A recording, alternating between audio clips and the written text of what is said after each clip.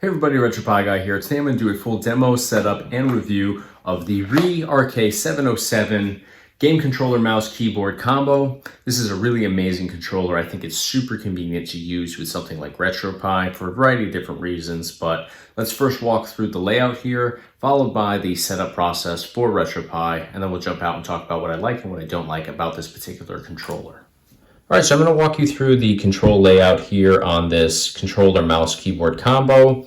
So first, starting off, I want to just point out that we do have our USB receiver. This is what you need to connect to your device in order for this to actually sync up and work properly. So you just plug this into, if you're using this on a Raspberry Pi RetroPie system, you just plug this into your USB port on your actual Raspberry Pi, and you'd be able to make the connection with these once you power on your actual combo here.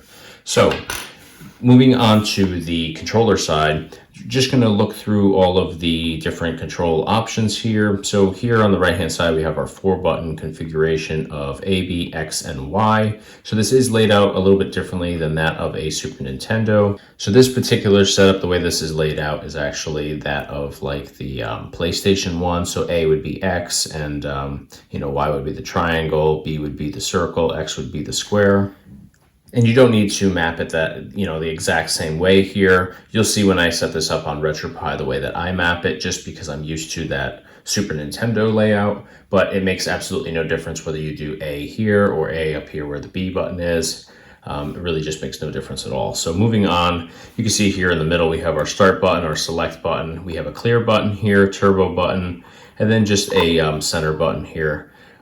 So you can utilize these. Actually, in RetroPie, you're probably just going to be using the start and select. I'm not sure that these actually get recognized on RetroPie, though you could use them in RetroArch, but you're not going to be able to use them on your initial mapping screen, which we'll show you again in the next steps. So over here on the right hand side, we have our D-pad. Now, I do really like this D-pad because it just floats and glides super well. It's not your standard cross D-pad. You're able to actually go on those diagonals a little bit better, and it just circles really nicely. So, and then down here we have our dual analog sticks, both of which have the button function. So you can hear on both of these, they do click down and everything. So it's nice to have that function, but both of them glide really nicely. Certainly not a cheap quality item by any means. Everything just works super well here. The tops do have a nice grip. It's a rubber top, so it just grips your fingertip really nice. So you're not sliding off like you would if it was just a smooth plastic top. So that's everything for the face here. We'll go up to the top. You'll notice that we have our shoulder and trigger buttons here, both laid out very nicely and easy to reach. And now we'll go to both sides. There's nothing on either side, left or right, but down at the bottom, we do have our power on switch, which you just have to slide to the left-hand side in order to turn this on. Right side is to turn it off. And we have our charging port here. So we'll flip this over to the keyboard side. And up here at the top, I want to start up here. We have our controls. So you'll notice that I'll zoom in so you can see a little bit better. Up here, we have this slid to the right-hand side, which means that when it's powered on, is going to work off of the Gamepad Controller side. So here we have our Gamepad Controller icon. Here we have our keyboard. So if we were on Gamepad Controller, we wanted to switch now to using this side, we would just slide this toggle over to the left. So now it's lined up with the keyboard. So super easy and straightforward there in terms of controlling which side you want to use. So now we'll walk through the layout here. It's your standard keyboard. Everything is laid out the exact same way, with the exception of this spot in the middle, which accommodates our mouse pad, which is, also has the touch options for clicking. We also have the button options here to click as well. So we have left click here, right click here. But you can also use this pad here to move your cursor around the screen, and then just tap here for left click, tap here for right click. So, and then you have the option here to scroll a little bit faster than if you were just using the page up, page down buttons. So other than that, though, everything is laid out very nicely on here. It might take a little getting used to just because your space bar is on the left-hand side, but I think the layout of this is really nice. You can use it just like this. Rather than having to punch it in this way, I'm able to hit all the buttons just by holding this like I would be holding it, on the other side for the Gamepad Controller portion of this. So it is a really nice layout. It is super easy to hit everything. And I think typing like this, is really a lot easier than it is on a lot of other keyboards. So another thing I want to point out is we have our light button here. That's just to change the lighting behind the actual keyboards when this is powered on. So I just powered this on, and I'm actually in a really well lit room right now, so you can't really see, but when I do hit this, it does change the backlighting there. I'm not sure if, yeah, you can see it just flickering. If you look in here where I'm kind of blocking out the light a little bit, it does turn on and then turn off. So it is a nice function to have, because if you're using this in a dimly lit room, it does light it up really nicely and you're able to see everything without straining. So that's pretty much the entire layout here. I think we hit everything, nothing hiding on the sides. Nope, everything is super straightforward here. So now we're going to jump into how to set this up on RetroPie. All right, so the first thing that we're going to do in order to set this up on RetroPie is we're going to take our USB receiver here, and we're going to actually plug that into the Raspberry Pi's USB port. Doesn't matter which one we go into here, so we're just going to pick any one and just slide that in. And once it's inserted in, we can go ahead and power on our controller here. So down at the bottom, you'll notice that there is a little toggle switch here. We're just going to slide that to the left. And you'll notice that there is a light up here at the top that does light up once it's connected to the USB receiver in your Raspberry Pi's port. So the first thing we're going to do here in order to map this with RetroPie is we're just going to hold down any button here, and we'll see that right here in the bottom corner of the welcome screen here, it's going to populate the name of this particular device. And you'll see here that it brings us right into this configuring Gamepad 1 page. Now this is the way that it'll work if you're using a fresh card that doesn't have a Gamepad controller already mapped to it. If you're going into a card that already has a controller set up on it, then you would just go to your main menu, drop down to input configuration, and you would be able to go right into the same screen here. So now in order to map this, we need to just follow the prompts on the screen. So it says DPad up, so we need to take our Gamepad controller here, and we're just going to hit the DPad up. You'll see that that populates in on that top line. So we'll just do this for the remaining options. So D-pad down, we'll hit D-pad down. D-pad left, we'll hit D-pad left. And D-pad right, we'll hit D-pad right. So now it's asking for the start button. So we'll hit our start button. We'll do the exact same thing for select now.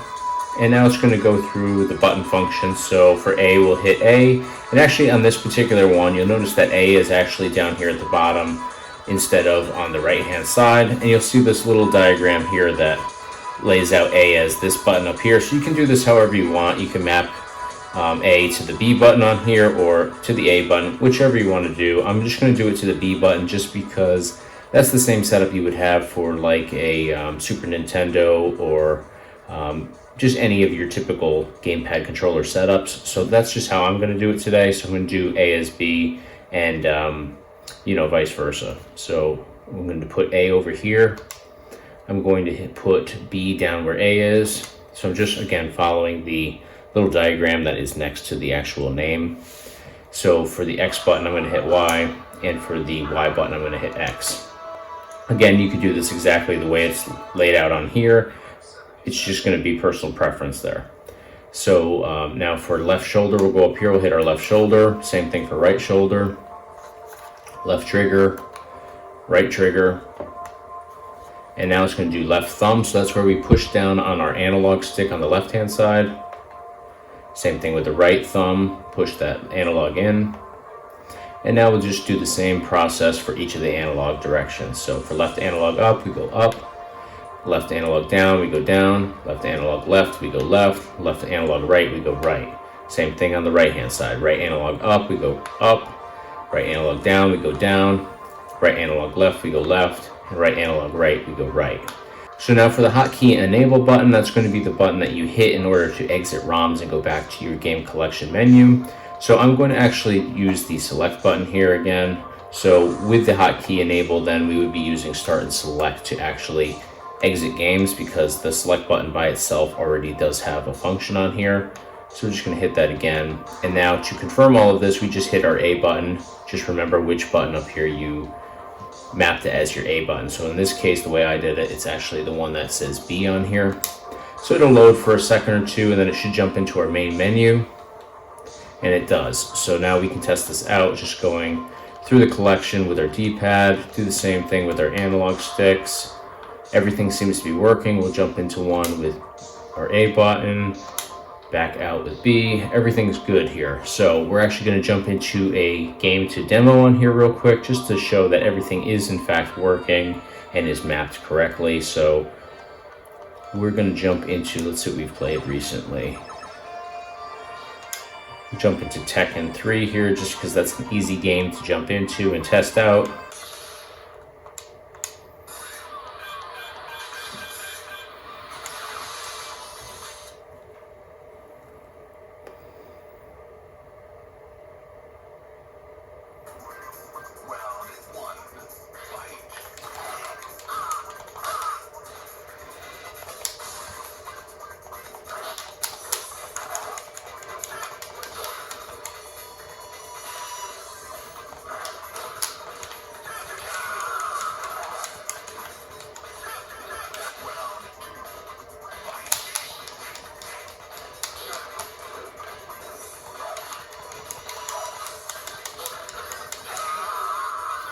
All right, so you can see that in games, it's working perfectly well on here. So I'm actually going to jump out, and again, to jump out, we're going to hit select and start to enable that hotkey function or to exit our game and go back to our main menu. So both of those together, you see exits the ROM perfectly. Brings us right back to our menu here. All right, so now that we've demoed everything in a actual gameplay with the controller side of this, we're going to jump out. I'm going to jump actually into my settings here, and we're going to check out the keyboard. So let's drop down to RetroPie Setup here. All right, so now that we're in our RetroPie Setup, we're going to actually switch over to the keyboard portion of this. So we're just going to flip it over to this side, and you'll see up here we have this little toggle that's set to the Gamepad Controller side. So we're just going to slide over to the left and enable our keyboard. So if we go to our page up, page down, we'll see that moving that, we're able to select different options on here. So I'm just going to go through a couple options here just to show you exactly how this functions. So we'll use our enter button to make selections. You could also just use your arrow keys and then hit the different options there at the bottom by going left and right. So if I wanted to jump into auto start, which is the selection that I've made there, I could go down here just by using these arrow keys and make my selection again with the enter button, if I didn't want to just do it off of the enter button on the initial list up there. So I'm actually going to hit back because I don't want to actually jump into this. So you can see that everything works really nicely. Now I'm going to actually exit this by going down to exit, or actually the escape button was a little shortcut there. So I'm going to show you one more thing on here just to show you that the keyboard itself does work in terms of like all the individual letter keys. So we're going to actually back out of this. We'll switch it over to the gamepad just to navigate out of this portion. And I'm going to go into main menu here. I'm going to go to quit. And I'm going to just quit Emulation Station in order to open up my terminal where I'll be able to actually type some prompts. So confirm all of that. It's going to bring us right into our terminal here, and it does. So again, I'm going to just switch over to the keyboard portion of this controller. All right, so now that I've switched over to my keyboard, you can see I am in the terminal and I'm able to actually type. So I'm just typing a bunch of random letters here, and you can see, I know it's super small in this video, but you can see that I am actually typing them in on this line. So I'm just going to backspace all of that. So I'm just going to type in a basic prompt to reboot my entire system here. So I'm going to type in sudo sudo space, which is right here, reboot. And I'm going to hit enter on my keyboard here. And that's going to just reboot my entire system. So you see that it shuts everything down, and it's going to just reboot it. So the purpose of this was purely just to show you that the keyboard does in fact work super well on RetroPie, and that we don't actually have to map the keyboard itself. All we have to do is map the Gamepad Controller side of this particular setup, and the keyboard will just be automatically recognized in certain navigation places and also in places where we can type. So that's a full demo of this on RetroPie in terms of how we map the controls and set everything up, as well as how we use everything in both games and in the setup menus. So that's going to do it for this portion of the video. So we'll jump out and we'll talk about what I liked and what I didn't like about this particular setup.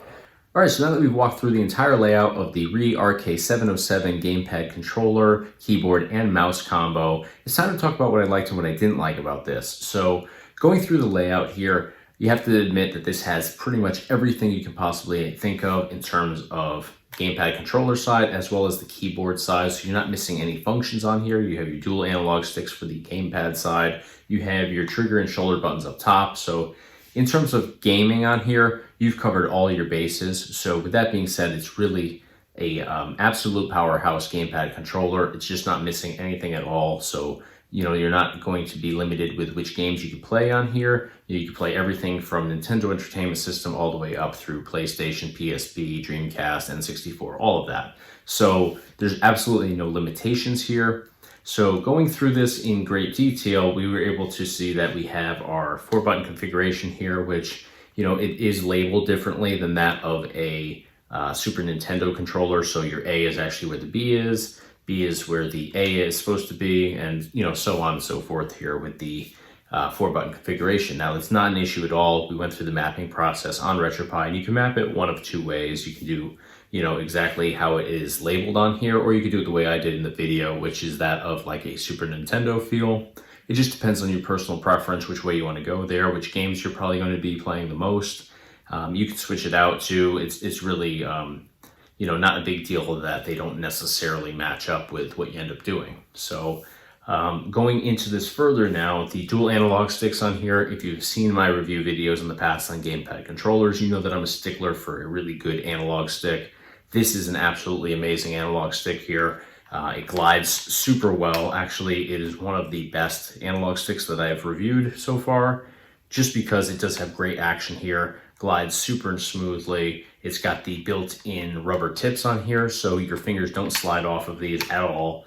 Whereas some of the other ones out there on the market do have that super glossy plastic tip, which, when you're playing for a while, your finger might get a little bit warmer, a little bit sweaty, slides right off. That's not the case here because of that rubber tip. So really love that. I also love the D-pad up here because it's not your typical cross D-pad. It's rounded off, very similar to that of the PlayStation style wireless controllers that we have available on our website.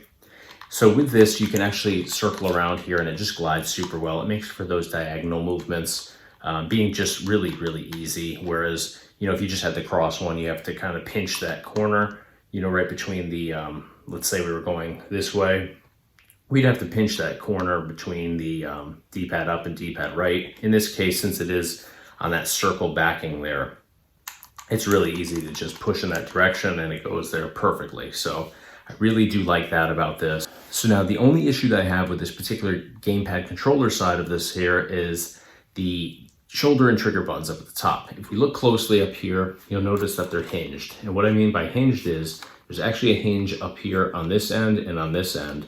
So when you push here, nothing really happens. You're able to enable it, but you have to push pretty hard. So where you get the most action is down here at the tip, because this is the opposite end of the hinge. So up on this end, you can see that it clicks really well. If I slide up here, it's much slower, just less efficient up there. So you really have to hold this in a way where your fingers line up with the ends, which if I'm holding it, on the Gamepad controller side, I actually have to adjust my grip a little bit to be out here, because this is where the best action is on those shoulder and trigger buttons. If I hold it up here tight, up here, you can see I have to kind of rock my whole finger in order to enable those. So in terms of the feel there, I'm not crazy about the feel. I just like Gamepad controllers that have buttons up at the top for the trigger and shoulder buttons rather than hinged ones like this. Just the regular ones where you can hit it, dead on or at the end, just wherever your fingers line up on there, just work a little bit better in my opinion. These hinged ones, you're just stuck out here on the ends a little bit more. They obviously function much better there. You can still get some functionality up here at the top, but it's awkward. It feels funny. It feels like you're kind of sliding down when you push that button. So that's the only issue I have in terms of the Gamepad controller side on here. But for the majority of retro games, you're usually not using the shoulder and trigger buttons all that often. Most of your action is going to be down here on the actual control board. So it's really not a big deal at all, but definitely worth mentioning. That's the only area where I see room for improvement on this. So now switching over to the keyboard side here, Everything on here is just perfect in my opinion. I have absolutely no issues with the keyboard side. I think they did an amazing job with the layout here. You know, it takes a couple minutes just to get used to it because it is slightly different than your typical keyboard, just because you have the touchpad here, which obviously changes your location of like the space bar, and some of the other functions on here, like the Control-Alt-Delete is in a different place, but you know, it takes literally like maybe 2 minutes or so until you really get the feel for where everything is laid out on here. The other nice thing is when you hold this like you would if you were using like the Gamepad controller side, holding it like this, you're actually able to hit every single key on here without adjusting or changing the way that you're holding this. So you don't have to, you know, go from holding it like this to then, you know, switching over to hit any key. Everything is easily accessible by your thumbs. You know, you don't have to change your adjustment or anything like that. So I really love that.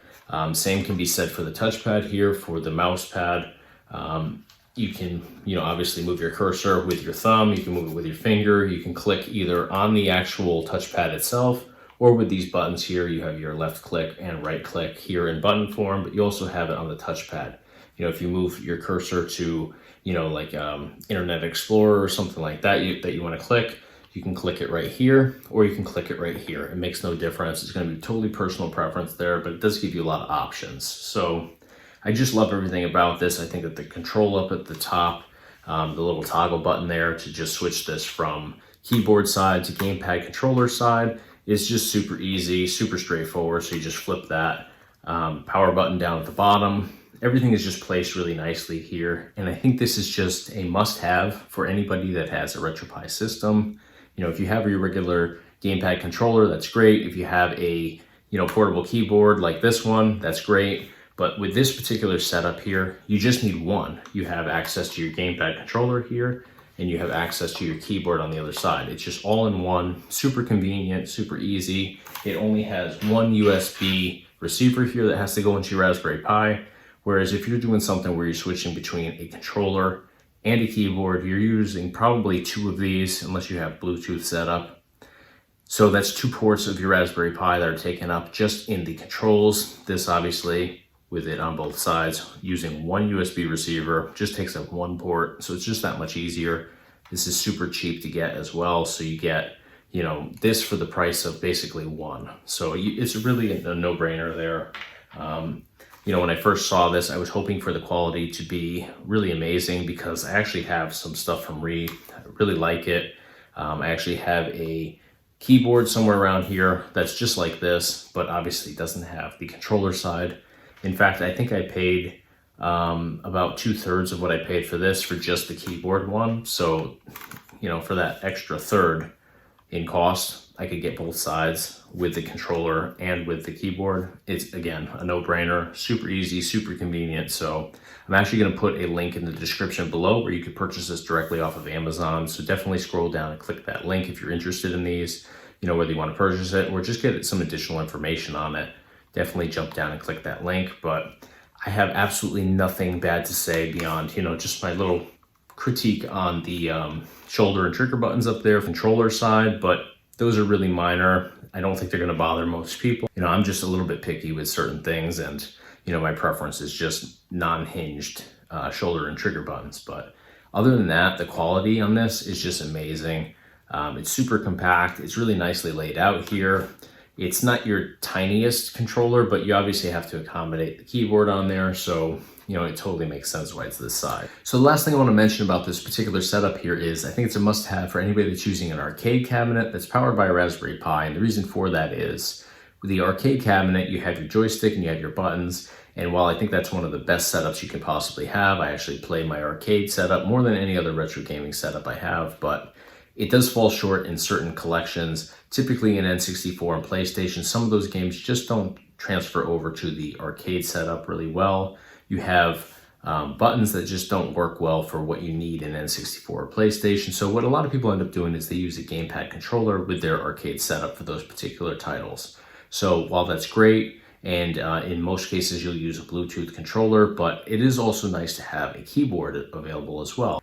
If you ever have issues with your input configurations failing you or anything like that, you won't have use of your controller. So then what you end up having to do is plug in a keyboard in order to just go in and reset those. But the problem is we usually don't have a Raspberry Pi in an easily accessible position inside of our arcade cabinet. Mine is underneath my control board. It's not hard to get to, but it's kind of a pain. It's a nuisance. So what a lot of people will do is they'll actually plug in your USB receiver into your Raspberry Pi and just leave it there. You'll have one set up for your keyboard, and then, if you ever need your keyboard, you just power it on and it's automatically synced up with your Raspberry Pi. With something like this, you could plug in one USB receiver and have both of these. So you'd be able to play your N64 PlayStation games, whichever games on your card you need to play that don't transfer over to the arcade control as well. You can play right from here. If you ever have to jump into your RetroPie settings or go into your terminal, then you just switch that little toggle there, switch to this side, and you have your keyboard. So one USB receiver, two options here. I think it's just a no-brainer for arcade setups for that reason. So I think I've pretty much touched now on every aspect of this controller, keyboard, and mouse combo from RII. I have absolutely nothing but the nicest things to say about this. I think that it's an amazing setup here. It makes so much sense, and for that reason, I highly, highly, highly recommend it to anybody that's in need of a controller and keyboard. In this case, you have both in one. The quality is just 100% there in terms of the actual controller here. Even if this isn't the controller that you're going to use the majority of the time, it definitely makes sense to have this. At some point, you're going to need a keyboard. It just makes sense to pay, a couple dollars more to also have the ability to have a gamepad built into it. And the quality, like I said, is there here. I'm actually pleasantly surprised because I thought that a combo deal like this with a keyboard, it was going to give you a really basic controller portion here. That's not the case here. This just has every option you would ever need, and everything works super well. Everything is really high quality, and I think this is going to last for years and years and years without any issues for everyone. So if you're interested in this, just whether you want to get additional information or actually make the purchase, jump down to the description box below this video, hit the link in there to jump you over to Amazon. You can get all your information there if you have Amazon Prime. You can order this on a Wednesday, get it on a Thursday. It's super easy to do. So again, highly, highly, highly recommend. So that's going to do it for today. If you found this video helpful, smash the like button for me. If you haven't subscribed yet, definitely subscribe. We do a whole bunch of different videos around retro gaming. We do tutorials, product reviews like this one, gameplay demos, just a lot of great stuff in general based around retro gaming. And of course, check us out online on our website, www.retropieguy.com. Thanks for watching.